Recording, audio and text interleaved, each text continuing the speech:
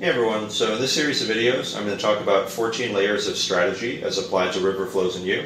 And on this channel in general I hope to empower you to advance at the piano with maximum efficiency, quality, and independence through strategy. And often I'll talk with students about how in my teaching we'll layer like dozens or hundreds of strategies and mindsets on top of each other instead of just using isolated tips and tricks, because it's not like one helpful thing has stopped working when you've been working on another one, right? This is still in effect. Spaced repetition is still in effect. Desirable difficulty is still in effect.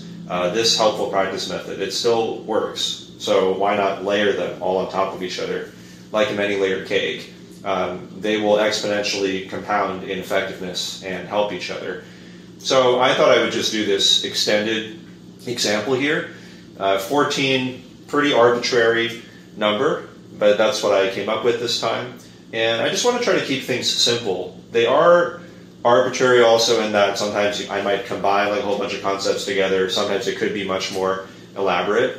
But in any case, in this video, I'm just going to talk about doing separate hands to a certain quality. And this quality, in general, sometimes we may use aspects of what I call my all loud touch, just like kind of an overall weighty, kind of neutral sound, no pedaling, no dynamics. We probably won't be talking about musicality during this series, and it will just be, let's say I say like you should do it slowly so that we can keep up quality, because it's usually going to be harder to do it quicker, of course. And we want to be observant in that we just want to not misread the notes. So this is going to be assuming that you're just looking at the music carefully and reading carefully and finding it carefully on the piano. It could result in lots of wasted time if you don't do that. And what else? I guess that, yeah, we're just in terms of trying to maintain the quality. We're not hesitating. We're not having like really big inconsistencies in the rhythm, in the tone quality. Like in general, we just want it to be good, right? Just upholding sort of like a normal good quality here. So let's see if I can bring us over for 1 second here.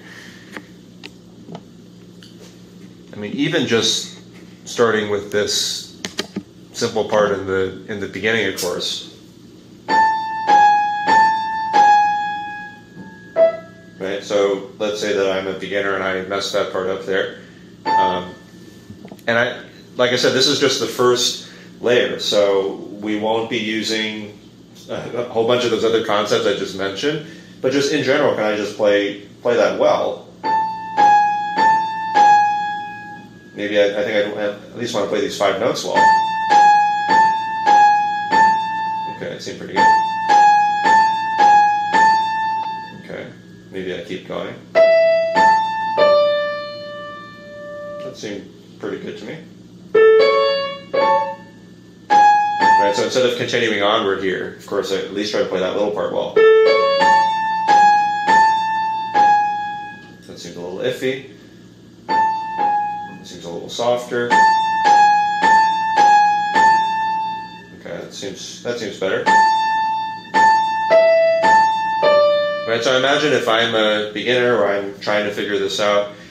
I'm making semi-random decisions, but at least I'm trying my best to keep those little areas pretty good. Sometimes I'm playing a little bit longer, no particular reasoning to what it is that I'm doing, but just trying to just keep it like good overall. If I practice on the left hand, maybe I have to like find the notes slowly, right? Like, oh, this is like an F sharp, and maybe I have to slowly find the C sharp here, and then maybe this is like an E, but I carefully take the time to refine it and find, oh, it was a misreading, that's actually an F sharp, right? So just simple, just use your common sense, try to be careful, double, triple, quadruple check everything. That's an important part of mindset, because if you're not careful, you're going to have to do it all over again, right? So you try to at least do whatever it is that you're doing to quality.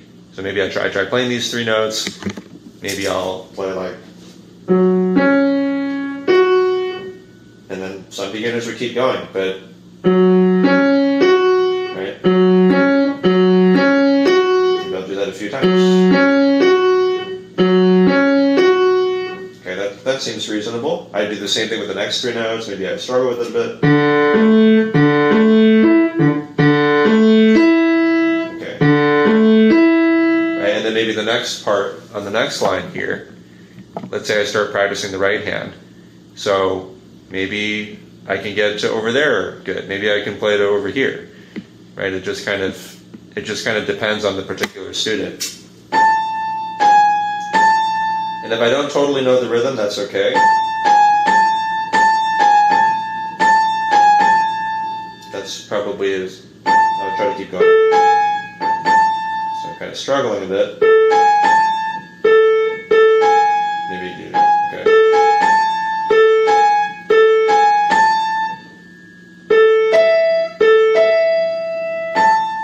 At least those 3 notes.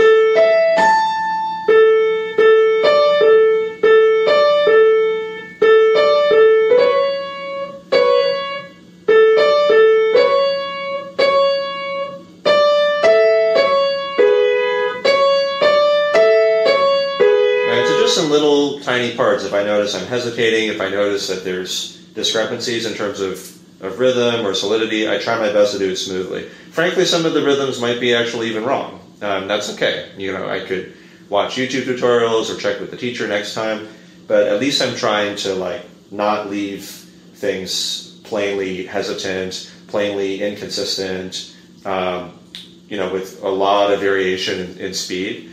So yeah, even as a total beginner, if you see a few notes next to each other that look the same, try to play them so that they're exactly the same length. Go over them a few times.